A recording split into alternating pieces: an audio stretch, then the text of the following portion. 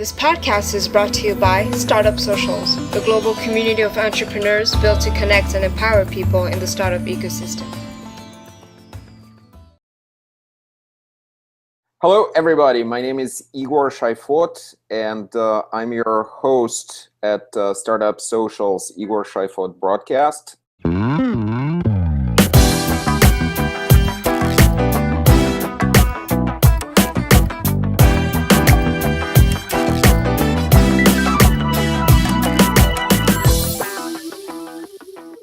The first illustrious guest that we have, Pavel Cherkashin, great friend of mine and one of the most prominent members of Russian-speaking community in Silicon Valley, but also a very experienced entrepreneur, investor, and executive. So I think we're gonna cover lots of territory in today's broadcast. Pavel Cherkashin. Pavel, thank you for agreeing to talk with us. Hi, nice to be here. And good to see you, man. We're going to start by asking Pavel the traditional question, the question that we're going to institute as a tradition. Pavel, please introduce yourself. Tell us about yourself and what makes you so awesome, besides the fact that you're my friend, of course. Okay. Well, my name is Pavel. Hi, everybody. I'm Pavel Cherkashin. I moved here from Russia 2 years ago with my family. And back in Russia, I had a chance to do quite some noise in the online space. I built two large digital advertising companies. One is now part of Wunderman Group, another one is part of Aegis Group. Then I also built the #1 company in customer relationship management software in Russia, which I sold to TechnoServ. It's a big system integrator.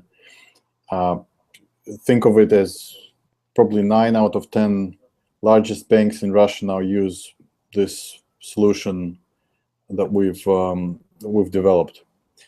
And then I started to do angel investments. I participated in about 20 companies from different stages, but primarily focusing on consumer technology, online, mobile, anything that can disrupt a large existing market and maybe do some noise with millions or tens of millions of consumer without always knowing about how you're going to make money on it, but always knowing that this is something that people will not be able to live without. I also helped US companies for a while to establish their business in Russia. So I opened office for Adobe. I started Microsoft Online Services. That was more like going into a business school, but having big corporates paying you for doing mistakes rather than you paying to listen how other people made their mistakes. And 2 years ago, I started my own venture fund. It's called Vestor In. It's like investor, but the other way around, if you didn't get it from the name. And we're continuing to do whatever I did as an angel investor, but now with more partners involved and more of investors putting money into it rather than just me investing. But we keep the same focus. We're looking for best innovations in consumer space, online and mobile. And we're looking for technologies that can take off the ground without need to build huge on-the-ground infrastructure, and something that you can cultivate in Russia, Ukraine, Israel, Brazil, or any other emerging market, take it up, bring it to the Silicon Valley, and make a lot of noise with this technology as a global business. You are a very experienced person as far as international business, and you are sort of an international man of mystery in the sense that you have done angel investment, you have done venture capital, you worked at pretty large corporations as an executive, Microsoft, Adobe, you had successful exits, you launched startups, so you've been on all sides. what do you think, the first questions to you, what would be the main challenges for an international startup? And more specifically, what would be the main challenges for somebody from Brazil, Russia, Ukraine, Kazakhstan coming to Silicon Valley? There are several things. First is understanding the culture, understanding how things are done. And in many cases, it's done in a very different way, right? People don't know the word mañana, or tomorrow, or zavtra, which is the most common word in many other cultures, including Eastern Europe, Russia, and South America, and many others. There's if you can do things tomorrow, why would you bother doing them today, right? And if you come with this kind of a culture to Silicon Valley, even if you have the greatest idea in the world, you're not going to be successful long term, because there will be 20 other competitors who do the same thing, who maybe come later than you, but they take the idea and they move faster, and they take over all the benefits of what you've invented. So understanding this no mañana culture, as I call it, is probably the most important thing. One of my friends actually referred to it as no fucking mañana culture.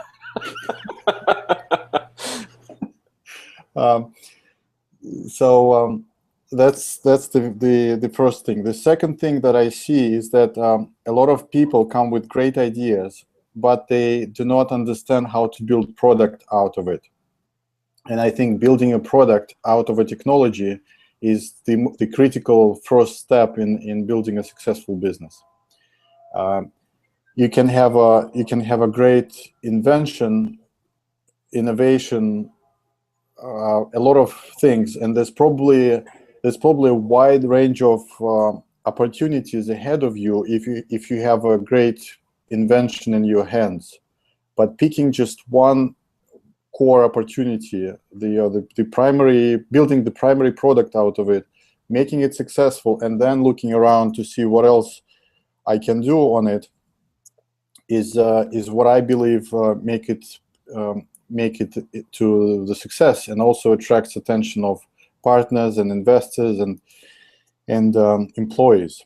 And it's always very tricky, because you never know if this product is going to work better than that. Are we doing B2B or are we doing B2C? Are we building an SDK for mobile app developers, or are we building the actual consumer app based on the technology? All of these questions come down to very simple question: what is your product? And this is probably the question that I asked 3 times to every startup that is pitching me, and in most cases, after 3 times, I just give up, because people don't understand what I'm asking. So I would say that once you have the no mañana culture and the clear understanding of your product, then the rest is the magic of the Silicon Valley. You can move fast. You can turn innovation into a product that everybody wants, and then there's a whole infrastructure around you that will help you develop it in a much better way than in any other part of the world. It's a good start. Actually reminds me, as a historian, that there is a legend about Alexander the Great. When he was asked how did he manage to create such a huge empire while being such a young person, he said very simply, I have no tomorrow. There's no tomorrow. Whatever happens needs to happen right now. So when they say, well, let's have a battle tomorrow, let's discuss this tomorrow, I'll say, no, there's no tomorrow. What would you say be the reason why startups should go to VestorIn, and what specifically can VestorIn help startups with? We think of ourselves as a bridge between emerging markets and talented people with a great product to do the product market fit. We are the one of the few investors in the world who can understand the quality and the possibilities and the opportunity of the product much earlier and quicker than big funds or our competition could do. because of the expertise doing businesses ourselves, because of the expertise of reviewing 2,000 to 3,000 projects a year, and because of the expertise of the investments, of the tens of the investments that we've done over the last couple of years. And based on this expertise, we can see the value of the product early in the cycle. We don't need to see the financial projections. We don't need to see detailed go-to-market plan. We just need to understand that there is a product and there is a specific segment of consumers who cannot survive without this product being in their hands. Once we see it, we can help with the rest. We can help with understanding the investors, the marketing tactics, the viral techniques on how to develop the audience, and all the rest. I think it's a good answer. You're probably going to have a problem after this podcast because thousands of viewers are going to be listening and viewing Startup Social's podcast. So you're going to have lots of people applying. So just to make your life a little bit problem, I'm actually looking for more. I mean, people who dealt with me before know that I'm very quick in giving negative feedback. So I think that the value I can give to a startup is maybe in most cases it's just giving negative feedback early enough so that you don't have to spend your time on doing shitty things, right? Here you go, ladies and gentlemen, the value of the negative feedback. Pretty important. Pavel, but besides that, I definitely hope that will make your life much tougher, and there will be lots more people who would be asking to listen to their feedback.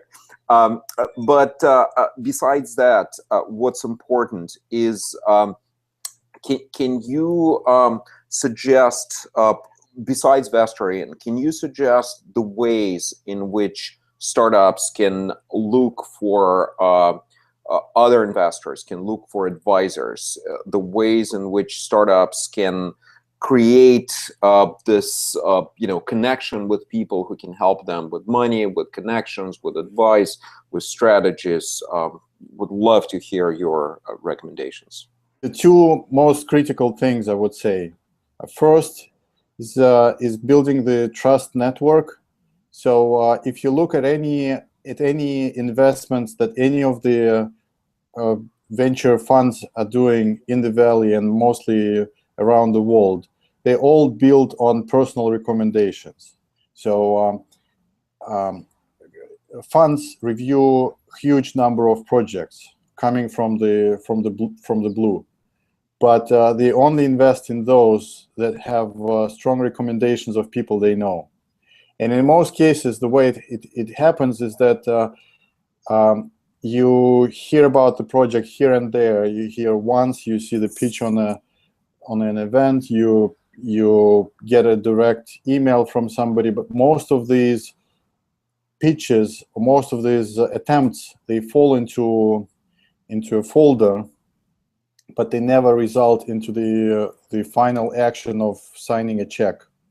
The check will go when a trusted person of mine, a friend or a business partner or a co-investor would come and say, look, here's the opportunity that you cannot miss, and this is why. And I'm putting my own money there, and if you don't put money, you're going to regret until the end of your days. That's where you say, oh yeah, I've heard about this project. You open the folder, you review all of the information that you've seen, and then you make a decision. Right?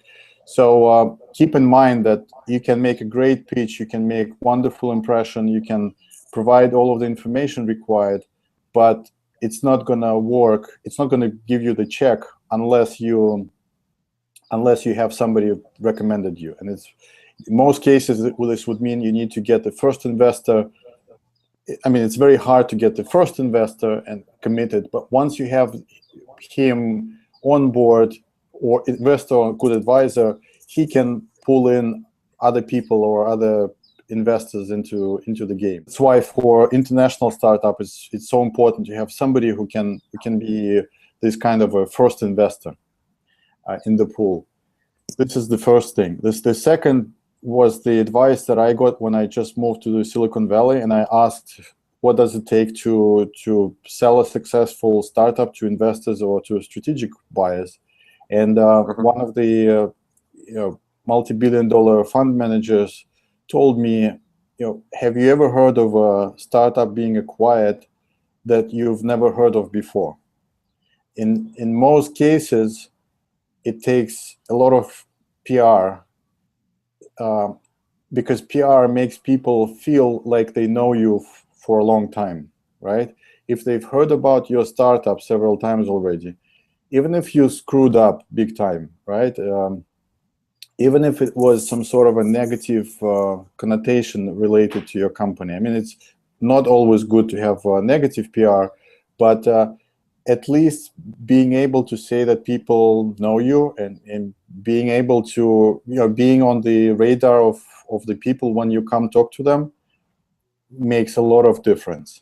So I would say building this trust network one after another when you refer to somebody, and then ask him for another recommendation would be number one. And second would be building some hopefully positive noise on the market about your company, so that when you come to meet somebody, they will say, oh yeah, I've heard something about your company already. Those two things will at least open your doors into meetings. And then how you close these meetings, and if you're going to be successful raising money or attracting advisors, that's already dependent on you. Oh, and a nice trick here is, I don't know if you had this here in the US, but we had a lot of those strange sales guys selling very expensive vacuum cleaners, for example, like a multi-level marketing kind of salespeople, where they would come to your home and vacuum your pillow and then show you all of the weird creatures living in your pillow, and then saying that, and then pitching you with an ordinary vacuum cleaner, but worth $5,000. And when you reject them and when you try to get rid of them, the critical thing that they do is that they ask you for several names of your friends that they could go to with the pitch. And it works very well, because then they call the guy and they say, oh, I just talked to Pavel Cherkashin and he mentioned your name and he said that you absolutely have to see it. This is such a great product. And because of this recommendation, they can get into homes of a lot of people. And in most cases, you give them those names just to get rid of them, because otherwise they will eat your brain for another hour. Actually, interestingly, I got a lot of referrals like this. People saying, "Hey, I talked with this guy and he mentioned you." Yeah, it works very well with investors as well. So if you have a meeting with an investor and you realize you're not going to get anything out of the meeting, at least ask for a recommendation and be persuasive enough to get a few names, and then mention the name of the guy in your next meeting, and you will see how you can move up the stairs with this kind of multi-level recommendation technique. The story that you mentioned actually just brought up the memory of a story I read, how one of venture capitalists who wanted to invest in Netscape, Netscape said no to them, and the guy committed suicide. There were other reasons too, but they say that was one of the reasons why he committed suicide on his huge yacht. I don't know, people could be really crazy, but that's a story that I read. Why are you telling me this now? Because from time to time, some startuppers come to you and to me, and we nonchalantly let them pass and let them go. But then, they become billion-dollar unicorns. And I'm not suggesting that you or I should commit suicide, but we should think carefully before rejecting them.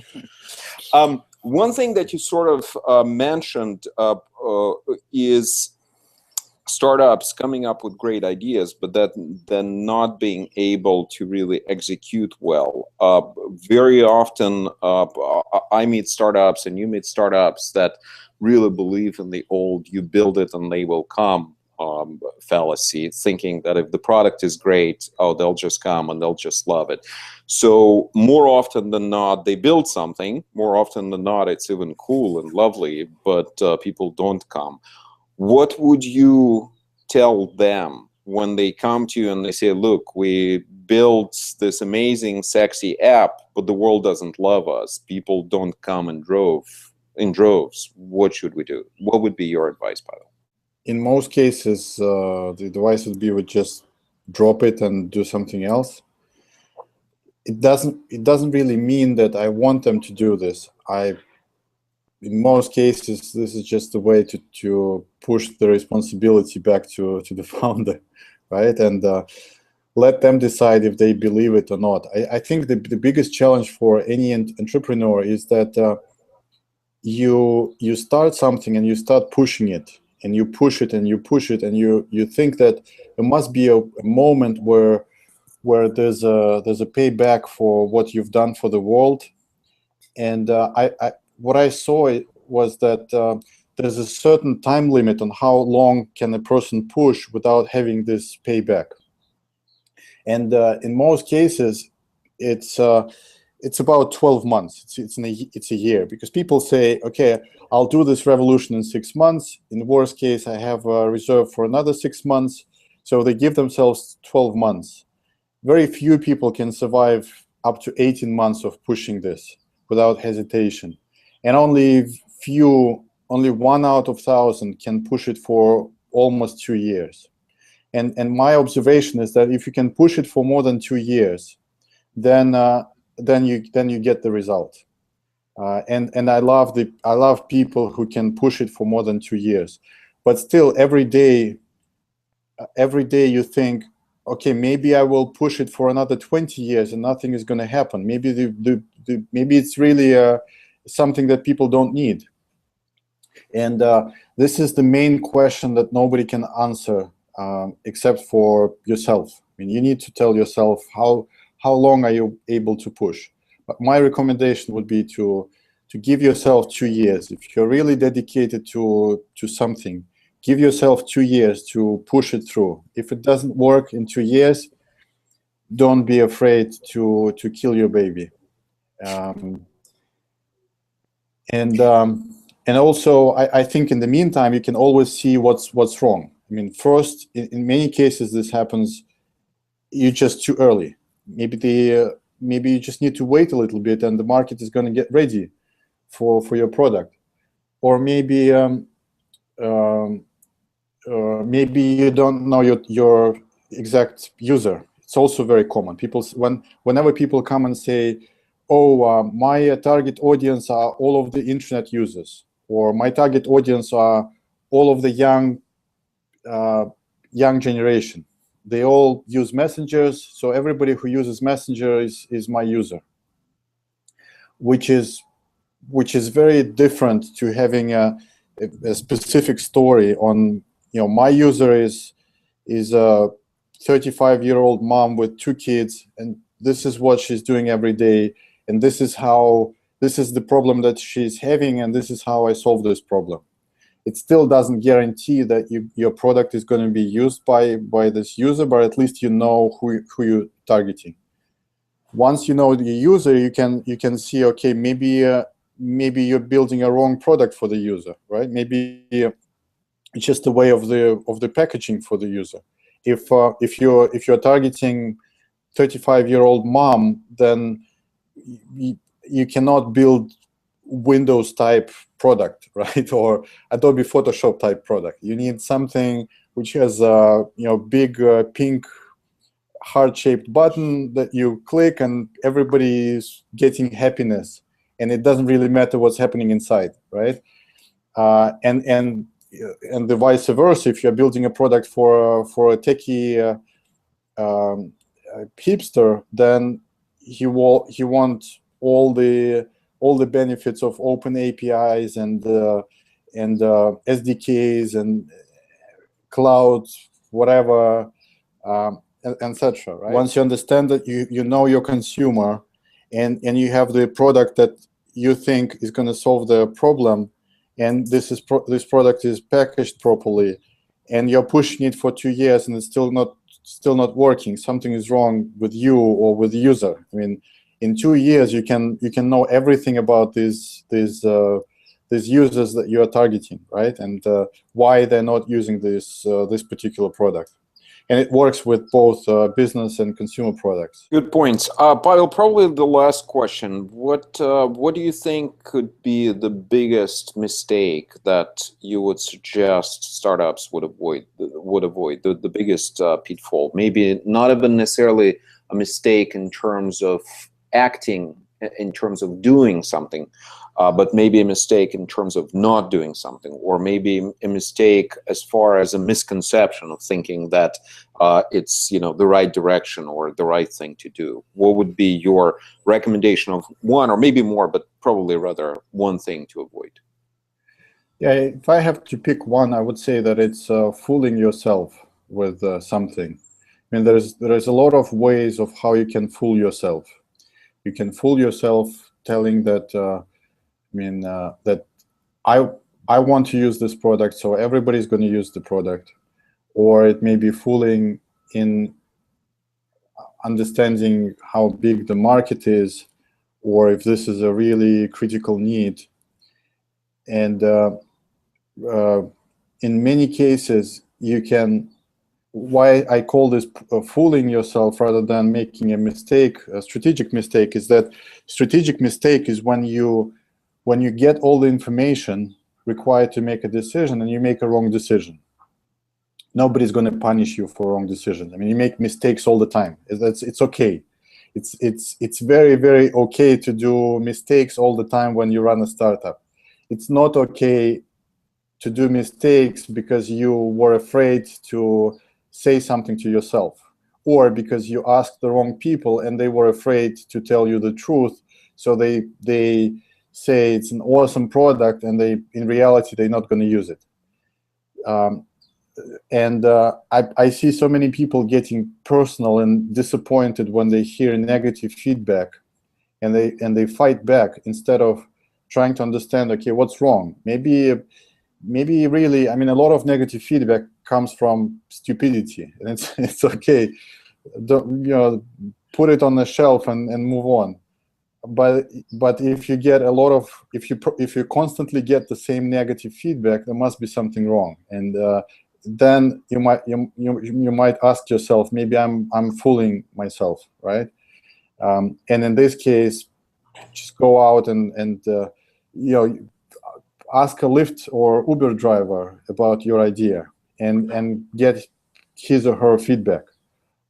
Most of those people are very open in giving their feedback, and they say, this is the stupidest idea I've ever heard. Your friend is never going to tell you this, but Uber driver might. So not fooling yourself is my biggest recommendation. Probably if I look at the money that I've lost and all the negative, all the bad projects I had, they all come from wrong perception and fooling myself about something that I might have not do if I would look at it initially from the right angle. Totally understand. I totally agree with you. Totally agree with you on this. Ladies and gentlemen, Pavel Cherkashin, founder and partner at Vestor In Fund. Please attack him with your pitches. Please take to your heart everything that he suggested. Pavel, thank you so much for being our very first guest, and have a wonderful day.